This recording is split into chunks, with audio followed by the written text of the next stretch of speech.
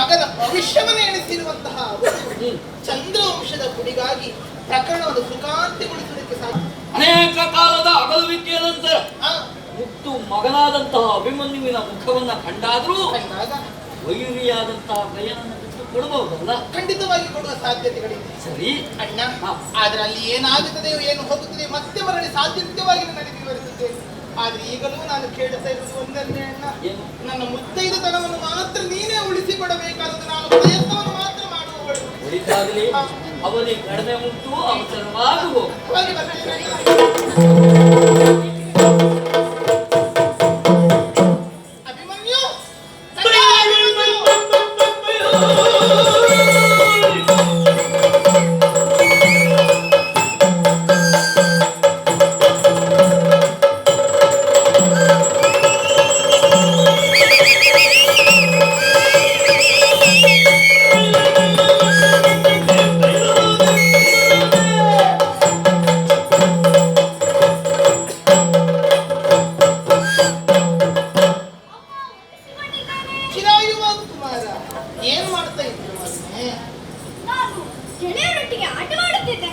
ಕೇವಲ ಆಟ ಆಡುತ್ತಾ ಕಾಲ ಕಳೆಯುವುದೇನು ಮಗನೇ?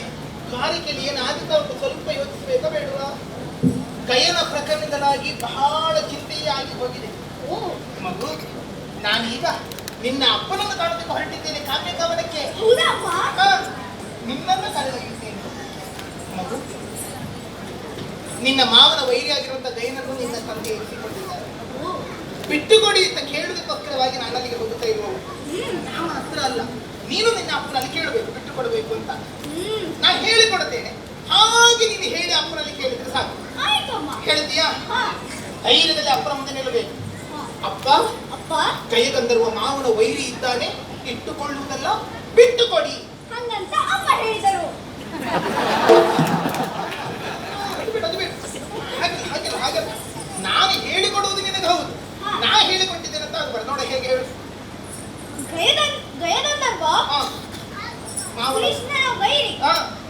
ಅವನನ್ನು ಬಿಟ್ಟು ಕೊಡಿ ನಾ ಹೇಳಿದ್ದೆ, ಹಾಗಂತ ಅಮ್ಮ ಹೇಳಿಕೊಟ್ಟರು.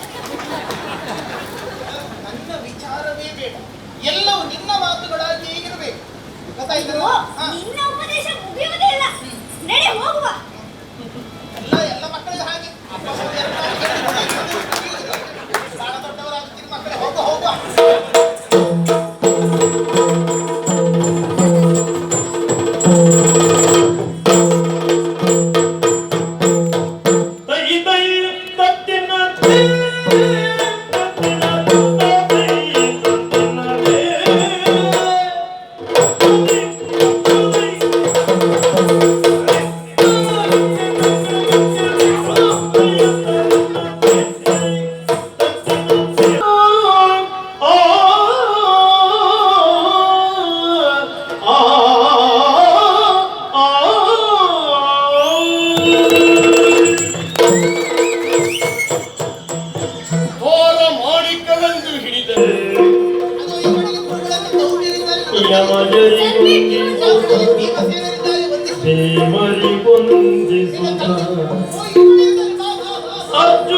ಅರ್ಜುನನಿಗಾಗವನಜ ಮುಟ್ಟಿಸೋ ಭದ್ರೆ ನಮಿಸಲು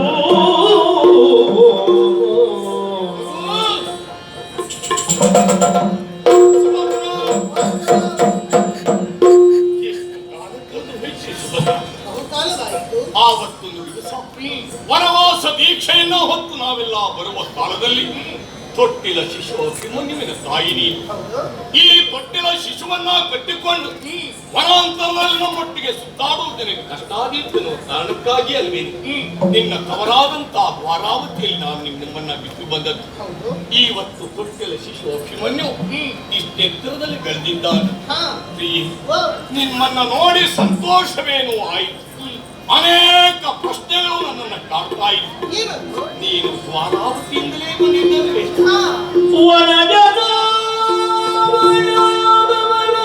ಸುಕ್ಷೇಮಗಳ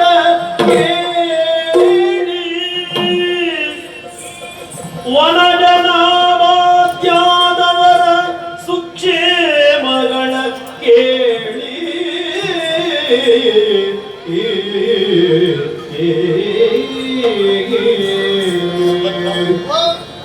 ನಿನ್ನ ತವರಾದಂತ ದ್ವಾರಾವತಿ ಅಲ್ಲೆಲ್ಲ ಕ್ಷೀಣದಿಂದಿದ್ದಾರೆ. ಎಲ್ಲರೂ ಬದಲಿದರು. ನಾಡನ್ನಾಳುವಂತ ದೊರೆ ನಮ್ಮ ದೊಡ್ಡ ಭಾವ ನಿನ್ನ ದೊಡ್ಡಣ್ಣ ಬಲಭದ್ರ ದೇವ ಕ್ಷೇಮಿದ್ದಾನೆ. ಕ್ಷೇಮಿಗಳು ನಮ್ಮ ಆರಾಧ್ಯ ದೈವ ನಿನ್ನ ಸಣ್ಣಣ್ಣ ನನ್ನ ಭಾವ ಶ್ರೀಕೃಷ್ಣ ಪರಮಾತ್ಮ ಶಲಿಗನೇ ಇದ್ದಾನೆ.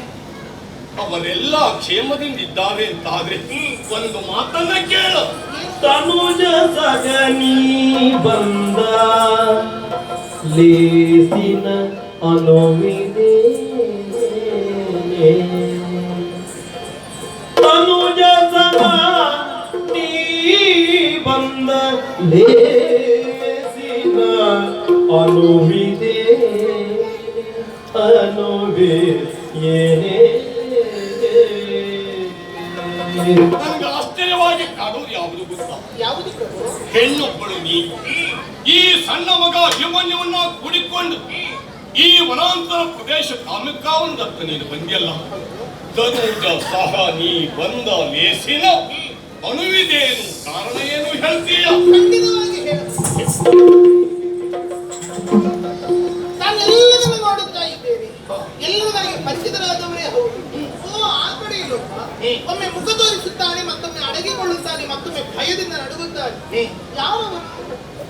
ಓ ಅವನ ನೀನು ಬಂದಾಗ ಮಾತ್ರ ಹೀಗೆ ಮಾಡುವುದಲ್ಲ. ಮತ್ತೆ ನನ್ನೊಟ್ಟಿಗೆ ಇಲ್ಲಿ ಯಾರೇ ಇರ್ಲಿ, ಯಾರೇ ಬರಲಿ ನನ್ನ ಎದುರಿಗೆ ಹಾ, ಅವನು ಬಂದು ಇಳುಕುವುದೇ ಹೀಗೆ.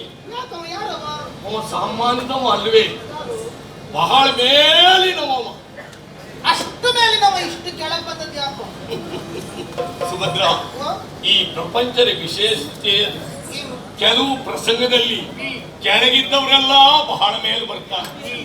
ಇನ್ನು ಕೆಲವು ಪ್ರಸಂಗದಲ್ಲಿ ಮೇಲಿದ್ದವರೆಲ್ಲ ಒಮ್ಮಿಂದೊಮ್ಮೆಲೆ ಕೆಳಗೆ ಬಂದು ಹೋಗ್ತಾರೆ. ಯಾರವರು?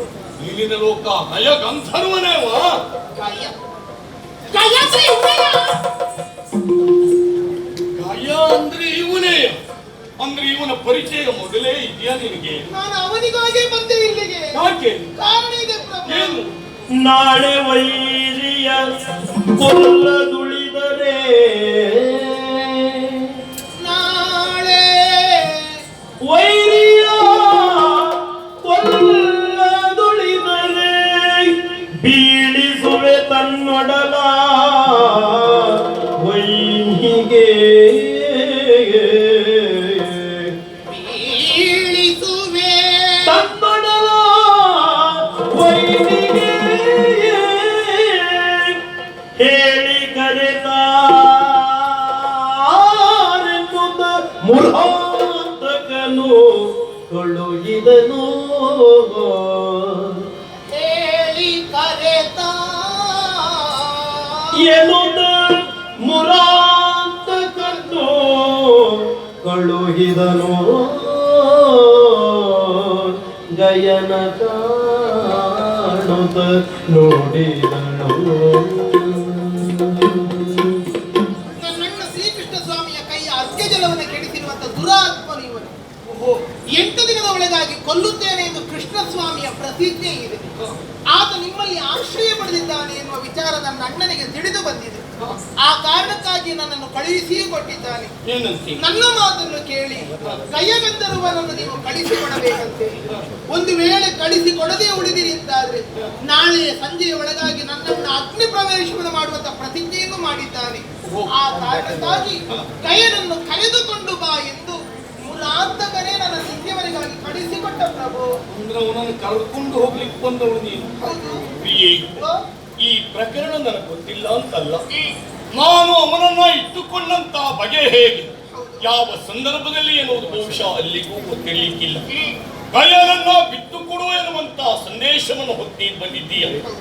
ಬಿಟ್ಟು ಕೊಟ್ರೆ ಹೀಗೆ, ಬಿಟ್ಟು ಕೊಡದೆ ಹೋದ್ರೆ ಹೇಗೆ ಅಂತ ಹೇಳಿದ್ದಾನ? ಹೇಳಿದ್ದಾನೆ ಪ್ರಭು. ಏನು ಹೇಳಿದ್ದಾನ? ಏನು ಹೇಳಿದ್ದಾನ? ಗಯನನೊಪ್ಪಿಸೆ ನಿಮ್ಮತ ಬಹುದಯದಿ ರಕ್ಷಿಪನನ ಭರತ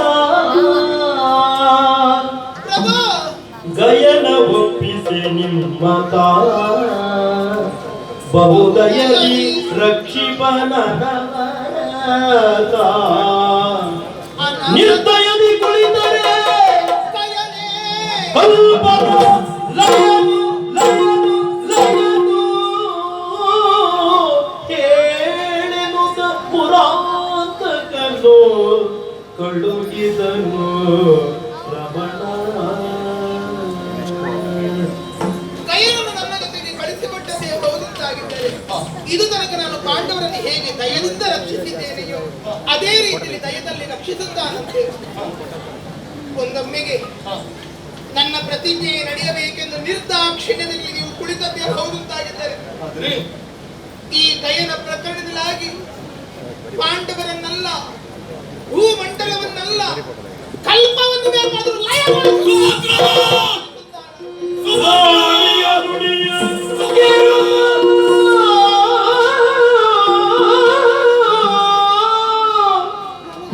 ವಾಣಿಯೊಳ್ ಎದೆ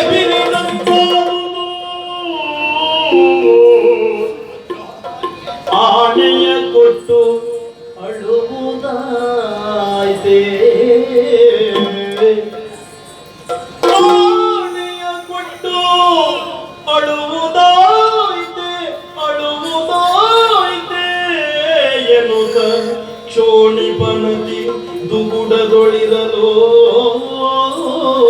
ಆ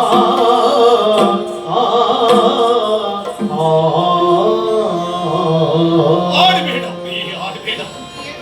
ನೀನಾಡುವಂತ ಒಂದೊಂದು ಮಾತು ಎನ್ನುವುದು ಶೂಲದಿಂದಲೇ ನನ್ನ ಎದೆಯನ್ನ ತಿವಿದಂತ ಅನುಭವವನ್ನು ನೀಡ್ತಾ ಇದೆ. ಇಂಥ ಮಾತನ್ನು ಕೇಳುವ ಸಾಧ್ಯತೆ ಮಾತ್ರವಿಲ್ಲ ಪ್ರಿಯೆ. ಹೌದು, ಈವರೆಗೆ ಶ್ರೀಹರಿಯ ಕರುಣೆ ಎನ್ನುವಂತ ಕೃಪಾ ಕಟಾಕ್ಷದಲ್ಲಿ ಬೆಳೆದವರು ಪಾಂಡವರು. ಯೋಚನೆ ಮಾಡು, ಕನಸಿನಲ್ಲಿ ಆದರೂ ಶ್ರೀಹರಿಯೇ ವಿರೋಧವನ್ನ ಅಥವಾ ಅನ್ಯತಾ ಭಾವನೆಯನ್ನ ಎನಿಸುವಂತ ವ್ಯಕ್ತಿಗಳ ಪಾಂಡವರು. ಖಂಡಿತ ಎರಡೆಣಿಸುವವರಲ್ಲ. ಹಾಗಿದ್ರೆ ಈ ರೀತಿಯ ಸಂದರ್ಭವನ್ನು ಯಾಕೆ ಬಂತು ಯೋಚನೆ ಮಾಡು ಪ್ರಿಯ. ಕಾಲಜೋಡಿ ಹಿಂದೆ ಹೇಗೆ ಕರುಣದಿಂದ ಕಾಪಾಡಿದ್ದಾನೋ ಹಾಗೆ ಕಾಪಾಡ್ತಾನೆ ಗಯನನ್ನ ಬಿಟ್ಟುಕೊಟ್ಟೆ. ಬಿಟ್ಟು ಕೊಡಲಿಲ್ಲ ಅಂತಾದ್ರೆ ಗಯನೆ ಕಲ್ಪದ ಲಯನ ಎಲ್ಲವನ್ನು ನಾಶಪಡಿಸುತ್ತಾನೆ. ಪ್ರಿಯೆ, ಮುರಾಂತಕ ಎನ್ನುವ ಹಾಗೆ ನೀನು ಅವನನ್ನ ಸಂಬೋಧಿಸಿದೆಯಲ್ಲ, ಕೇವಲ ಕೊಲ್ಲುವವ ಮಾತ್ರ ಅಲ್ಲವೇ ಆತ, ಖಂಡಿತ ಅಲ್ಲ. ಶರಣ ವತ್ಸಲನೂ ಹೌದು. ಶ್ರೀಹರಿಯ ವಿರೋಧವನ್ನ ಕಟ್ಟಿ ಅವನಿಗೆ ಎದುರಾಗಿ ನಿಂತು ನನ್ನ ಪ್ರತಿಜ್ಞೆಯನ್ನೇ ಈಡೇರಿಸಿಕೊಳ್ಳಬೇಕೆನ್ನುವಂತಹ ಬಹುಮಾನದಿಂದ ಈ ಪ್ರಸಂಗವನ್ನು ತಂದುಕೊಂಡದ್ದು ಅಂತ ಭಾವಿಸಿದೆಯಾ? ಛೆ, ಛೆ. ಬಹುಶಃ ಇಲ್ಲಿ ನಡೆದಂತಹ ಘಟನೆ ನಿನಗೂ ಗೊತ್ತಿಲ್ಲ ಪ್ರಿಯ. ಬಂದವನನ್ನ ಪದಮೂಲವನ್ನು ಹಿಡಿದುಕೊಂಡು ವಿಷಯವನ್ನ ತಿಳಿಸಿದೆ. ನನ್ನಿಂದ ಮೊದಲು ಆಣೆ ಪ್ರಮಾಣವನ್ನ ಪಡೆದುಕೊಂಡು ಆಮೇಲೆ ಬಂದಂತ ಪವಣೆಯನ್ನ ತಿಳಿಸಿಕೊಂಡ ಅನ್ನ ಧರ್ಮರಾಯನ ಪಾದ ಸಾಕ್ಷಿಯಾಗಿ ನಿನ್ನನ್ನು ಕಾಪಾಡುತ್ತೇನೆ, ನಿನ್ನ ಪ್ರಾಣಕ್ಕೆ ನನ್ನ ಪ್ರಾಣ ಹೊಣೆ ಎನ್ನುವಾಗಿ ಮಾತು. ಆ ಬಳಿಕ ಯಾರೆಲ್ಲಾದ್ರೂ ಸಮಾನದಿಸಬಹುದಾಗಿತ್ತು. ಆಮೇಲೆ ವಿಷಯ ಗೊತ್ತಾಯಿತು, ಶ್ರೀಹರಿಯ ವಿರೋಧಿ ಆತ ಎನ್ನುವ ಹಾಗೆ. ಎಷ್ಟೆಲ್ಲ ನಾನು ಯೋಚಿಸ್ತಾ ಇದ್ದದ್ದು ಈ ಕ್ಷಣದವರೆಗೂ ಕೇವಲ ನನ್ನೊಬ್ಬನ ಬುದ್ಧಿ ಸಾಕಾಗಿಕ್ಕಿಲ್ಲ ಎನ್ನುವ ಹಾಗೆ ಹಿರಿಯರಲ್ಲೆಲ್ಲ ಕೇಳಿದೆ. ಏನಂದರು? ಕ್ಷತ್ರಿಯರಾದವನಿಗೆ ಆಡಿದಂತಹ ಮಾತು ಯಜ್ಞ ಸದೃಶವಾದದ್ದು. ಅವರವರ ಕರ್ತವ್ಯದಲ್ಲಿ ಅವರು ಸಾವೇ ಕಂಡರೂ ಸಹಿತವರಿಗೆ ಸದ್ಗತಿ ಉಂಟು. ಬಂದ ಭವಣೆಯ ಕುರಿತಾಗಿ ಯೋಚನೆ ಮಾಡಬೇಡ, ಕೊಟ್ಟ ಮಾತನ್ನ ಪಾಲಿಸುವಲ್ಲಿ ನಾವೆಲ್ಲ ಸಹಾಯಕರಿದ್ದೇವೆ, ಧೃತಿಗೆಡಬೇಡ ಅರ್ಜುನ ಎನ್ನುವಾಗಿ ಹೇಳಿ ನಿಜವಾಗಿ ಹೇಳಪ್ಪಿ. ಅಲ್ಲಿಂದ ನೀನಿಲ್ಲಿ ಬರಬೇಕಾದ ಪ್ರಮೇಯ ಇಲ್ಲಿವೆ. ಇಲ್ಲಿಯ ಪರಿಸ್ಥಿತಿಯನ್ನು ತಿಳಿದು ನನ್ನ ಸ್ಥಿತಿಯನ್ನು ಅರಿತು ಇದ್ದವರಲ್ಲಿ ಯಾರಾದರೂ ಒಬ್ಬರು ಅರ್ಜುನ ಹರಿಯ ವಿರೋಧ ಬೇಡ, ಅವನನ್ನ ಬಿಟ್ಟು ಕೊಡು ಅಂತ ಹೇಳಿ ಇದ್ರೆ ಬಿಟ್ಕೊಟ್ಟು ಎಷ್ಟೋ ಕಾಲ ಕಳ್ಕೊಡ್ತೀನಿ. ಯಾರಾದ್ರೂ ಒಬ್ಬರು ಹೇಳಿದ್ರೆ ಬಿಟ್ಟು ಕೊಡ್ತೀರಾ? ಧೈರ್ಯವಾಗಿ ಖಂಡಿತ ಹೇಳ್ತೇನೆ, ಖಂಡಿತ ಬಿಟ್ಕೊಡ್ತೀನಿ. ಇಲ್ಲಿದ್ದವರೆಲ್ಲ ನೀವು ಹೇಳಿದಾಗೆ ಕೇಳುತ್ತಾರೆ. ಪ್ರಭಾವಲೇಖರು ಒಳಗಾಗಿದ್ದಾರೆ. ಹೌದು, ದ್ವಾರಕೆಯ ವರ್ತಮಾನ ಇವರು ಯಾರಿಗೂ ಗೊತ್ತಿಲ್ಲ. ದ್ವಾರಕೆಯಲ್ಲಿ ಇದ್ದು ಇಲ್ಲಿಯ ಸ್ಥಿತಿಗತಿ ತಿಳಿದಂತ ಇನ್ನೊಬ್ರು ಹೇಳಿದ್ರೆ ಬಿಟ್ಟು ಕೊಡ್ತೀರಾ? ಅಂತವ್ರು ನಮ್ಮಲ್ಲಿ ಯಾರಿದ್ದಾರೆ? ನಮ್ಮ ಮಗ ಇದ್ದಾನಲ್ಲ, ಹೌದು, ಅಮ್ಮ ಬಿಟ್ಟು ಕೊಡಿ ಅಂತ ಹೇಳಿ ಬಿಟ್ಟು ಕೊಡ್ತೀರಾ? ಮಕ್ಕಳ ಮನಸ್ಸು ದೇವರ ಮನಸ್ಸು. ಹಾ. ಹುಡುಕಿಲ್ಲ ತಂದೆ ಗಳಿಸಿದಂತ ಅಧಿಕಾರ ಸಂಪತ್ತಿಗೆ ಮಾತ್ರ ಹೊಣೆಗಾರರಲ್ಲ ಮಕ್ಕಳು. ತಂದೆಯ ಶ್ರೇಯಸ್ಸು ಕೀರ್ತಿಗೂ ಭಾಜನರು ಅವರು. ನನ್ನ ಕುಲೋದ್ಧಾರಕ್ಕೆ ನಿನ್ನ ಆಶ್ರಯದಲ್ಲೇ ಬೆಳೆದವು ಅಲ್ವಾ? ಅಮ್ಮ ಹೇಳಿದ ವಿಚಾರವನ್ನ ಕೇಳಿದೆಯಲ್ಲ ನೀನು. ಆ ಗಯಗಂಧರ್ವನನ್ನ ನಿನ್ನ ಅಪ್ಪ ಇಟ್ಟುಕೊಳ್ಳುವುದು ಸೂಕ್ತವು, ಬಿಟ್ಟು ಕೊಡುವುದು ಸರಿಯೋ ಹೇಳ್ತೀಯಾ? ಲಾಲಿಸಬೇಕು. ಹೇಳಿ. ಲಾಲಿಸಿ ಕೇಳಣ್ಣ ಮಾಮ.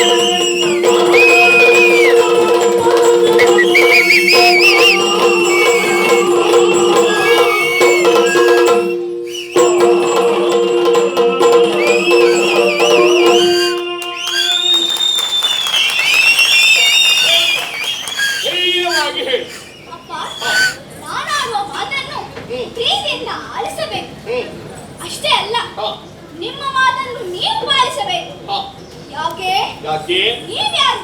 ನಿಮ್ಮ ಯೋಗ್ಯತೆ ಏನು? ಮೂರು ಲೋಕದ ಅಧಿಪತಿ ಇಂದ್ರನ ಸುತ ತಾವು. ಮಗನ ಮಾತ. ನಿಮ್ಮ ನಡೆಯನ್ನು ನುಡಿಯನ್ನು ಗಮನಿಸುತ್ತಿರುತ್ತಾರೆ. ಕೊಟ್ಟ ಮಾತನ್ನು ಉಳಿಸಿಕೊಂಡರಷ್ಟೇ ಕೀರ್ತಿ.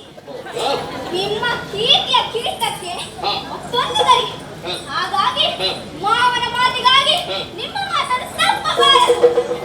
ಮಗನೇ, ಅಂತೂ ನಿನಗೆ ಅಮ್ಮ ಸಾಕಷ್ಟು ಪಾಠ ಮಾಡಿದ್ದಾಳೆ ಅನ್ನೋದು ಅರ್ಥ ಆಯಿತು. ಬೆಳಗಂತೂ ನಿನ್ನ ಆಶ್ರಯದಲ್ಲೇ ಆದರೂ ನನ್ನ ಕುರಿತಾಗಿ ಇಷ್ಟೆಲ್ಲ ತಿಳಿದಿದ್ದಾನಲ್ಲ ಅಪ್ಪನ ಬಗ್ಗೆ ಅವ.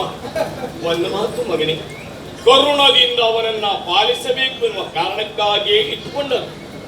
ಒಂದು ವೇಳೆ ಕರುಣದಿಂದ ಅವನನ್ನ ಪಾಲಿಸದೆ ಹೋದ್ರೆ ಏನಾಗ್ತದೆ? ಕರುಣಿಸಿ ಗಾಯನ ಕಾಯದೆ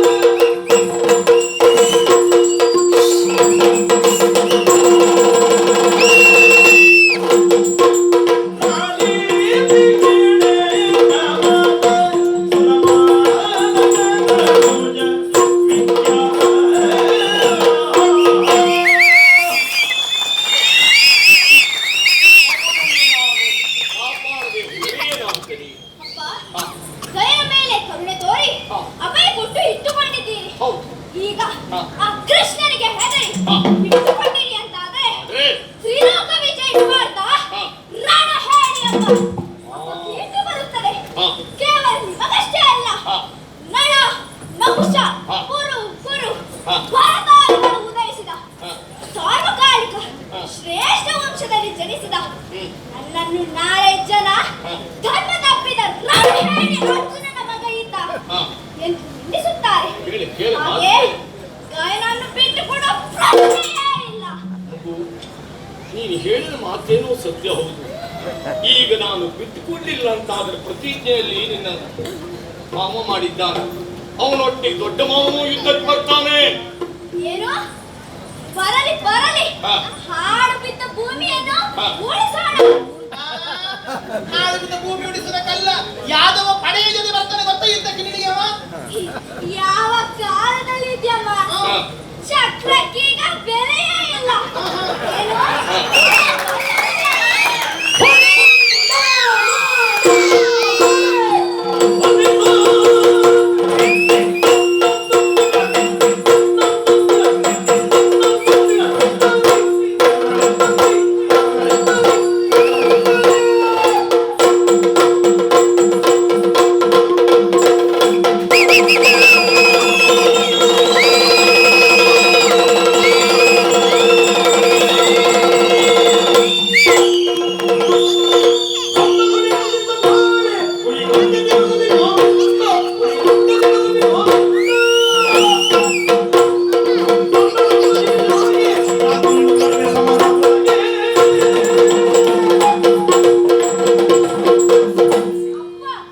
ಜೀವವನ್ನು ಕಾಯುವುದು ಧರ್ಮ, ಹಾ. ಕೊಲ್ಲುವುದು ಹಾ. ಅಪರಾಧ. ಹಾ. ಹಾಗಾಗಿ ಹಾ. ಕೃಷ್ಣನಂತೆ ಅಪರಾಧ.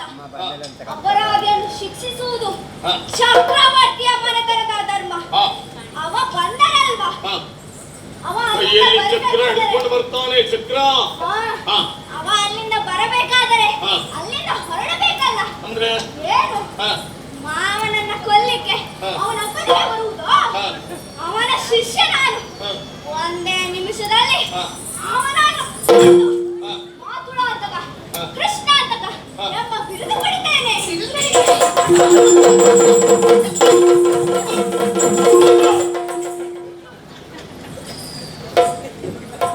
ಅಲ್ಲಿ ದೊಡ್ಡಮ್ಮ ಹಾಲು ಕೊಡ್ತಾಳೆ, ಹೋಗ್ಬಿಡಿ.